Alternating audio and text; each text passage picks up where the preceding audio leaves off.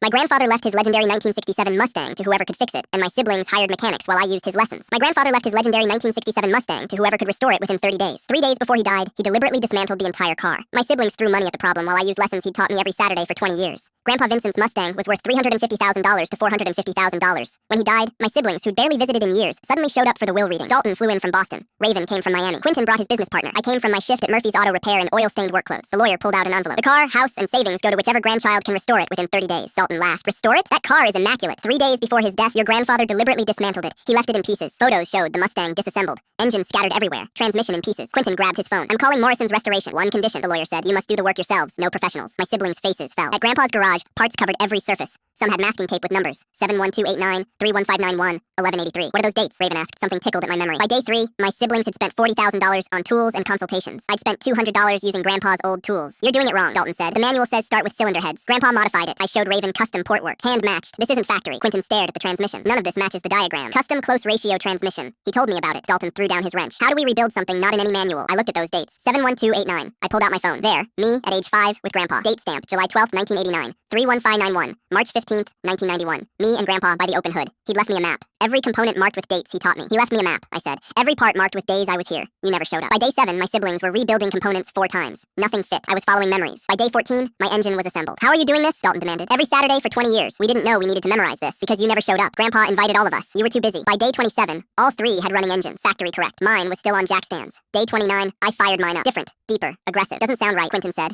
I revved to 7,000 RPM. Sounds perfect. Day 30, 4 white Mustangs outside the lawyer's office. He inspected each. Raven's, factory correct. Dalton's, factory correct. Quentin's, factory correct. Then mine. This engine has been modified. Dalton smiled. Kai screwed up. The lawyer pulled out an envelope. The car must be restored to the condition I intended. The way I built it. The way I taught one of you. He examined my engine. Custom pistons. Hand-matched ports. Custom gearing. Built in 2008. Tell me about the cam. Comp cams custom grind. 242/248 duration. .618 lift. 110-degree lobe separation. Made in 2003. Every answer matched his documentation. The other 3 are worth $350,000 each. He gestured to mine. This, with documented modifications by Vincent Wakefield, is worth $600,000 to $750,000. My siblings went white. But that's not why it wins. It's the car Vincent built. He handed me the keys. The house, savings, and garage equipment go to Kai. This is bullshit, Dalton exploded. You restored to factory specs Vincent had modified away from. You undid his work. Grandpa's letter. Kai, you figured out my date system. Your siblings chased success. You spent Saturdays with an old man in his car. You earned this through time and attention. They built strangers' cars. You built ours. This is elder abuse, Quentin said. Vincent was evaluated by 3 physicians. Sound mind. You isolated him, Raven accused. You did. Grandpa called every week. You were too busy. Some of us had real careers, Dalton sneered. I pointed at their Mustangs. Some of us had time for an old man who wanted to share what he loved. The final envelope held a photo. Me at age 8 on a milk crate. Grandpa's hand on my shoulder. On the back, this is what inheritance really looks like. Not money or cars. Time, attention, love. The car is just a reminder.